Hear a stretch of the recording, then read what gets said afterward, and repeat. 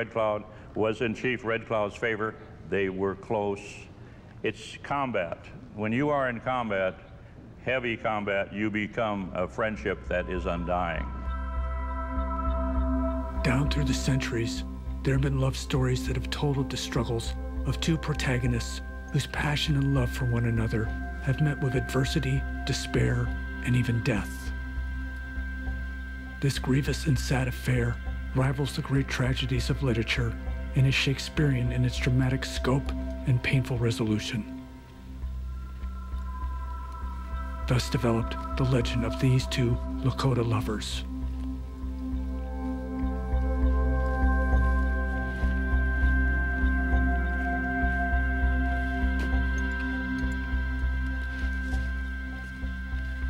Her name was Black Buffalo Woman, and her slender, feminine magnificence rivaled that of any spiritual goddess inculcated into Lakota culture.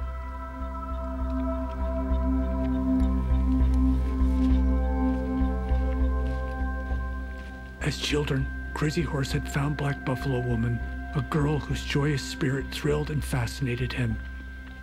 As she grew older, he courted her and competed with many boys for her attention. Black Buffalo Woman was all he could think about. Most of all, he wanted her to be his wife.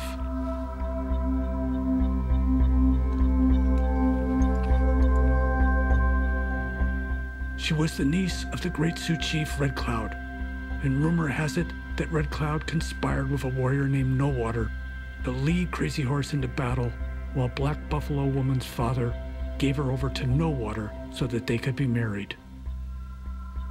Crazy Horse, devastated when learning of this marriage, disappeared into the Black Hills for months to ease out his sorrow and pain.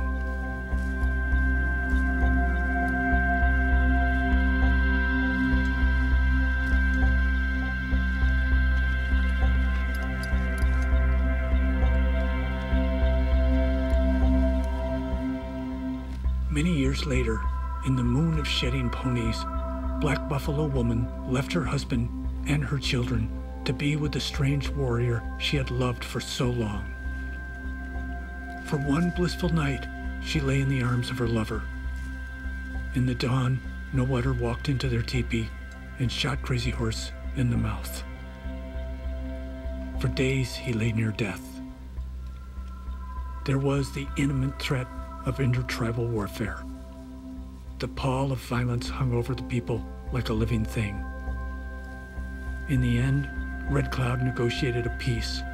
The sad saga of Crazy Horse and Black Buffalo Woman came to an end. Forever.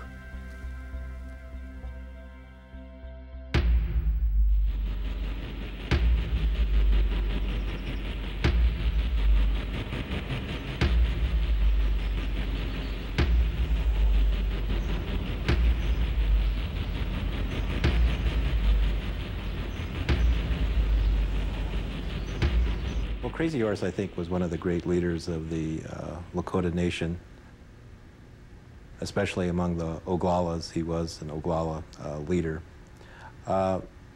It's kind of interesting that my family's history with Crazy Horse is that my family was out in the Little Bighorn area when the Battle of Little Bighorn occurred. So he was in the camp, or the camps where Crazy Horse was at when the battle with Custer took place. But there's kind of an interesting story in regards to Crazy Horse, and that is if you read Marie Sandos's book on Crazy Horse, there is a utilization of one of his friends' accounts for the writing of Crazy Horse's book. And his name was Short Bull.